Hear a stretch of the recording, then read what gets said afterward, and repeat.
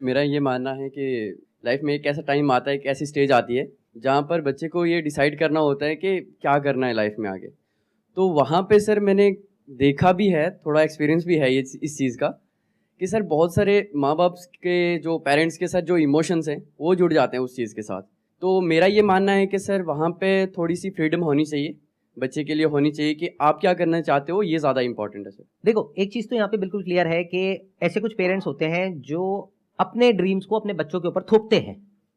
मतलब कि वो बच्चे नहीं करना चाहते हैं लेकिन जबरदस्ती उनसे करवाते हैं। जी सर। ये तो गलत है ही, इसमें तो कोई डिबेट वाली बात ही नहीं है। ये तो कोई भी इंसान बोल देगा कि हाँ ये तो गलत है। बट इसका एक दूसरा एक्सट्रीम भी है जो आजकल बहुत ज्यादा हो रहा है, इनफैक्ट इससे ज्यादा हो रहा है, कि वो पेरेंट्स जो थोड़ा सा वेल ऑफ है, यानी जिनके पास में ठीक ठाक पैसा है, वो क्या बोलते हैं अपने बच्चों को, तुम्हारा जो मन है वो करो। क्या ये ठीक है पेरेंटिंग? मैं दोबारा से एक क्वेश्चन पूछता हूं, अगर कोई बच्चा आकर के अपने पेरेंट्स को ये बोल रहा है कि मेरा ये करने का मन है, मैं ये करना चाहता हूं और मुझे ये करना है, मेरा ये सपना है, तो क्या पेरेंट्स को उसको सपोर्ट करना चाहिए या उसको क्रिटिसाइज करना चाहिए या उसको रोकना चाहिए? क्या करना चाहिए पेरेंट्स को? कितने कहते हैं सपोर्ट करना चाहिए? अगर सपोर्ट नहीं करते हैं तो वो गलत पेरेंटिंग है। That's how we are thinking, right? Sir actually मेरे पॉइंट ऑफ व्यू से, सर अदर का तो पता नहीं सर, मेरे पॉइंट व्यू के सर पेरेंट्स को एक बार बाई चिल्ड्रन को अपॉर्चुनिटी देना चाहिए कि है ना, मतलब आपको जो भी ड्रीम है, आपका जो भी स्ट्रीम है, आप एक बार उसमें मतलब अपने फोकस करो। आगे हम हैं आपको सपोर्ट करने के लिए, ताकि बच्चे आगे चल के ये नहीं बोले कि है ना मेरा ये ड्रीम था, आपने मेरे को सपोर्ट नहीं किया। हाँ, आगे पेरेंट्स पे ब्लेम नहीं आए सर। जो आप कह रहे हैं वो ही 99% लोगों की थिंकिंग है आज की डेट में। वो लोग जो पढ़े लिखे हैं या फिर एक वेल ऑफ फैमिली बैकग्राउंड से हैं, सब ऐसा ही सोचते हैं जैसा आप सोच रहे हैं, और इसको सही मानते हैं। मैं इसी को क्वेश्चन करने वाला हूँ आज कि क्या ये सही है या गलत है? क्या ये सही पेरेंटिंग है, गलत है? आप कह रहे हैं सही है, यस सर। मैं कह रहा हूँ गलत है। अब देखते हैं कि मेरा क्या टेक है। ठीक है, धीरे धीरे हमारा ये थॉट प्रोसेस बनता चला जा रहा है कि बच्चे जो भी करना चाहें उनको करने देना चाहिए, हमें उनको सपोर्ट करना चाहिए। क्योंकि मूवीज में भी हम ऐसे ही देखते हैं कि जो पेरेंट्स रोकते हैं अपने बच्चों को वो करने से जो वो करना चाहते हैं, वो विलेन है, और जो उनको सपोर्ट करते हैं वो अच्छे पेरेंट्स हैं। तो अच्छे बुरे की डेफिनेशन बहुत ही क्लियरली हम सबके माइंड में प्लांट कर दी गई है। अब मैं आपको एक रियल लाइफ एग्जांपल देता हूं।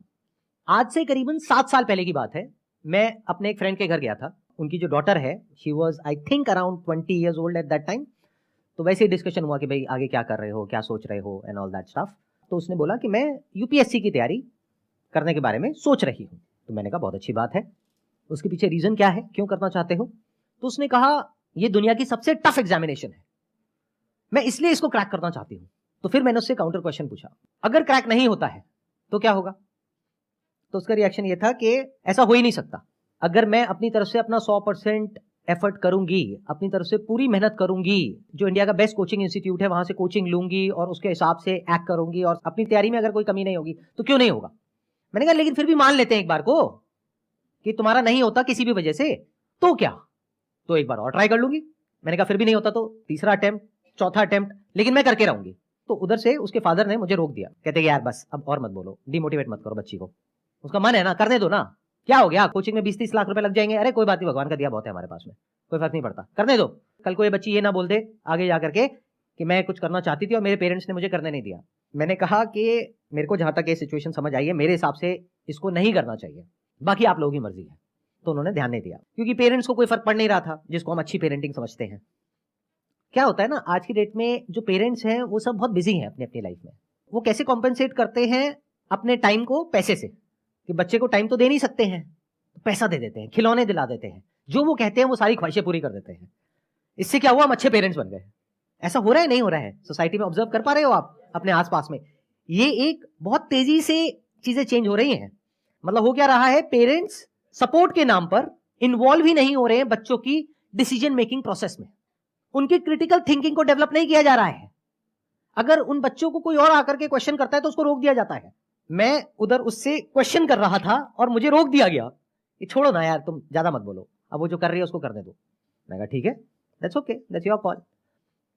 आज सिचुएशन ये है कि उस लड़की ने 6 अटेम्प्ट्स दे दिए हैं, वो डिप्रेशन में है, उसकी दवाइयां चल रही है, वो ज्यादातर अपने कमरे में ही रहती है, बाहर नहीं निकलती है, किसी से बात नहीं करती है, और गलती से किसी के मुंह से यूपीएससी वर्ड निकल जाता है तो उसको गुस्सा आ जाता है, और वो खुद को ब्लेम कर रही है अपने इस फेलियर के लिए।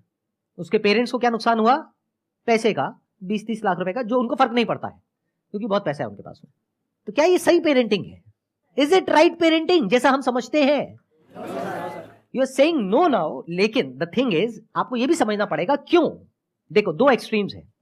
एक एक्सट्रीम है जिसको तो हम बड़े क्लियरली समझ जाते हैं, क्योंकि लाइफ को ब्लैक और व्हाइट की तरह देखते हैं, राइट और रॉन्ग की तरह देखते हैं, और बड़े आसानी से अपने माइंड में दो कंपार्टमेंट बना देते हैं कि ये सही है, ये गलत है। गलत क्या है कि अपने बच्चों को डोमिनेट करना, उनको फोर्स करना, उनके ऊपर प्रेशर क्रिएट करना, उनसे अपने हिसाब से अपने ड्रीम्स पूरे करवाना, ये सब गलत है। यहां तक तो हमको समझ आता है। तो हमने क्या सोचा, इसका ऑपोजिट सही होगा, जबकि एक्सट्रीम में आप कुछ भी करोगे वो गलत है। जैसे फॉर एग्जाम्पल कि आपने कहीं पे पढ़ लिया कि पानी कम पीना गलत होता है, तो इसका मतलब क्या निकाला हमने, पानी बहुत पीना चाहिए। तो क्या ये सही है? ये अगर एक एक्सट्रीम गलत है तो उसका दूसरा एक्सट्रीम भी गलत है। बट उसको समझने के लिए we need to have critical thinking abilities, जो बहुत सारे लोगों के पास में नहीं होती है, क्योंकि उसकी वजह से हमारी ब्रेन के ऊपर लोड आता है। And nobody wants any kind of load और any kind of complexity in life. तो हम चीजों को ओवर सिंप्लीफाई करके देखते हैं और उसी तरह से एक्ट करते हैं। तो अगर ये गलत है जिसकी हम बात कर रहे हैं, यानी अपने बच्चों को डोमिनेट करना, तो अपने बच्चों को पूरी तरह से फ्रीडम दे देना भी गलत है। क्योंकि जो बच्चे हैं उनके सपने पैदा कैसे होते हैं, ये वर्ड्स हम यूज करते हैं। मेरा पैशन है, मेरा इंटरेस्ट है, मेरा ड्रीम है। ये ड्रीम, पैशन, ये आता कहां से है? अरे मार्केटिंग की एक पूरी की पूरी दुनिया है जहां से आपको नॉन स्टॉप कुछ ना कुछ बेचा जा रहा है। कोई ऐसा एग्जामिनेशन जिसको क्रैक करना नेक्स्ट टू इम्पॉसिबल है, उसको इतना ज्यादा ग्लोरीफाई किया जा रहा है दुनिया में, उसके ऊपर वेब सीरीज बन गई है, और आने वाले टाइम में I will not be surprised अगर उसके ऊपर मूवीज भी बन जाए। तो सोशल मीडिया पे आप जहां भी जाओगे इस तरह के लोग आपको दिखेंगे। कौन दिखेंगे? वो जो डिप्रेशन में चले गए, एक भी नहीं दिखेगा। इसको अवेलेबिलिटी बायस बोलते हैं, अगर साइकोलॉजी के पॉइंट ऑफ व्यू से आप समझेंगे तो। यानी जितना डेटा हमारे पास में अवेलेबल होता है उसी के बेस पे हम अपने कंक्लूजन्स ड्रॉ कर लेते हैं और हमारी थिंकिंग उसी हिसाब से चलने लग जाती है। फॉर एग्जाम्पल, एक प्लेन क्रैश कर गया कहीं पर, और अब न्यूज चैनल्स में जहां देख रहे हो वहां पर यही आ रहा है, सोशल मीडिया पे यही आ रहा है कि ये प्लेन क्रैश कर गया, इसमें आग लग गई, इतने लोग मर गए। तो उस टाइम पे अगर आप किसी प्लेन में जाकर के बैठोगे तो आपको डर लगेगा, गाड़ी में नहीं लगेगा। जबकि डर लगना चाहिए गाड़ी में, क्योंकि वहां पे उससे 1000 गुना ज्यादा लोग मरते हैं। तो आपके एक्शन चेंज हो गए बेस्ड अपॉन जो डेटा आपको सर्व किया गया उसके अकॉर्डिंग। बट ये कौन समझ सकता है? वो जो मार्केटिंग को समझता है, बाकी लोग नहीं समझ सकते। तो ये चीज मैंने आज से 7 साल पहले ही देख ली थी, जब मैंने उससे क्वेश्चनिंग करनी शुरू करी थी कि एग्जैक्टली ये ड्रीम आ कहां से रहा है उसके माइंड में। एक ऐसे एग्जामिनेशन जिसको क्रैक करना नेक्स्ट टू इम्पॉसिबल है, उसके माइंड में ये थॉट ही कहां से आ रहा है कि मेरा हो जाएगा, और उसका जो अपोजिट थॉट है यानी कि नहीं होगा, जिसकी पॉसिबिलिटी होने से बहुत ज्यादा है, उस थॉट को ही वो एंटरटेन नहीं कर रही है, ना उसके पेरेंट्स एंटरटेन कर रहे हैं। तो ये तो बहुत डेंजरस हो गया। तो उस डेंजर को मैंने तभी देख लिया था, ना उसके पेरेंट्स देख पाए ना वो खुद देख पाई, क्योंकि जिस इंस्टीट्यूट में वो गई या जहां पर भी उसने देखा, जैसे भी डिसीजन लिया, जहां से भी ये ड्रीम क्रिएट हुआ, वहां पर उसको सिर्फ पॉजिटिव दिखाया गया, नेगेटिविटी की कहीं कोई बात नहीं करी गई। मुझे एक भी यूट्यूब चैनल ऐसा दिखा दो जो इसके बारे में बात कर रहा हो कि इसकी वजह से क्या नेगेटिव इफेक्ट्स आ रहे हैं सोसाइटी पर, यानी जो यूपीएससी की कोचिंग इंडस्ट्री है उसकी वजह से क्या नेगेटिव इफेक्ट्स आ रहे हैं हमारी सोसाइटी पर। बट जहां पर इन लोगों को एक हाई पेडेस्टल पे बिठाया जा रहा है, इस तरीके से प्रेजेंट किया जा रहा है कि किसी भी बच्चे में ये ड्रीम क्रिएट हो जाएगा कि मेरे को यूपीएससी क्रैक करना है, किसी भी। यानी अगर मैं 25 साल पीछे चला जाऊं तो मेरे अंदर भी क्रिएट हो जाएगा। ऐसी वेब सीरीज देखूंगा तो, या ऐसी मूवीज देखूंगा, या ऐसी बातें सुनूंगा, ऐसे लोगों को देखूंगा। किसको अच्छा नहीं लगता है जो आउटकम है वहां से जो मिलता है? आई एम नॉट श्योर आप लोग समझ पा रहे हो या नहीं समझ पा रहे हो मैं क्या बोल रहा हूं। ये बड़ा अलग है उससे जैसा कि हम सोचते हैं या हम देखते हैं। तो अब सवाल उठता है कि अगर मैं कह रहा हूं ये गलत स्टाइल ऑफ पेरेंटिंग है तो सही क्या है? या फिर अगर मैं अपने फ्रेंड की जगह होता तो मैं क्या करता?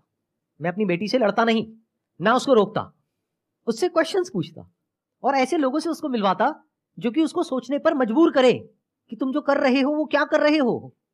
और इसकी एक दूसरी साइड को भी देखने के लिए उसको फोर्स किया जाता, जिसको नेगेटिविटी नहीं कहते हैं, जिसको डिमोटिवेशन नहीं कहते, जिसको रियलिटी कहते हैं, इसको रियलिटी चेक कहते हैं। तो मैं क्या करता, कुछ भी करके रियलिटी चेक करवा देता, फिर जो मर्जी करो।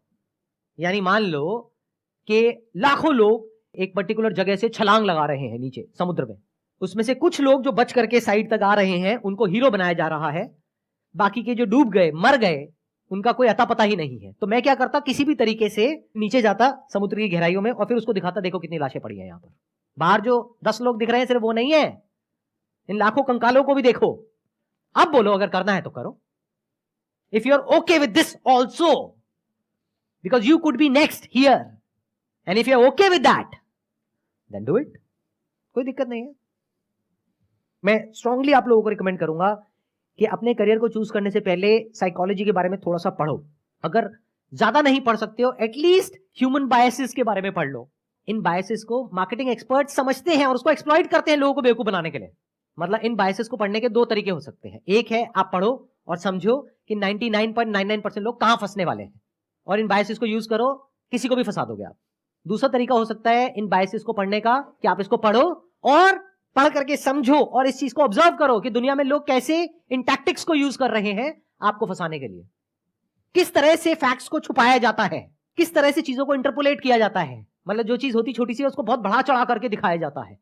किस तरह से कहानी क्रिएट होती है, एक नैरेटिव क्रिएट होता है आप लोगों के माइंड में, और वो इमोशंस कैसे ट्रिगर करते हैं आपकी ब्रेन को, जिसकी वजह से एक रेपिटेटिव पैटर्न बनता है और फिर आप उसमें जाकर के फंस जाते हो.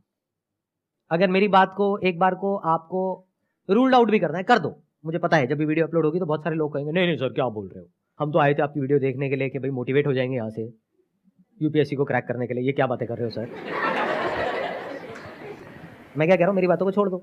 अरे भाई एक बार पढ़ लो ना साइकोलॉजी में कि कितने तरह के बायसेस होते हैं, और देखो जो मैं कह रहा हूँ वो सच है झूठ है. अपने आप वेरीफाई करो मेरे कहने से क्या होता है.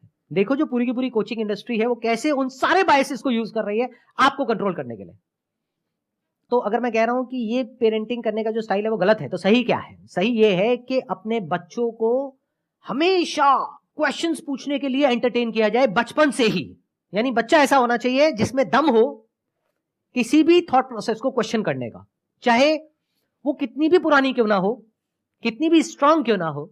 मतलब कि वो जो बच्चा है अगर वो क्रिटिकली सोच पा रहा है, हर एक सिचुएशन की हर एक साइड को देख पा रहा है और एक वेल इन्फॉर्म्ड डिसीजन ले पा रहा है रियलिटी के बेस पे, यानी अगर वो रियलिटी तक पहुंच पा रहा है फिर डिसीजन ले रहा है, दैट इज गुड पेरेंट.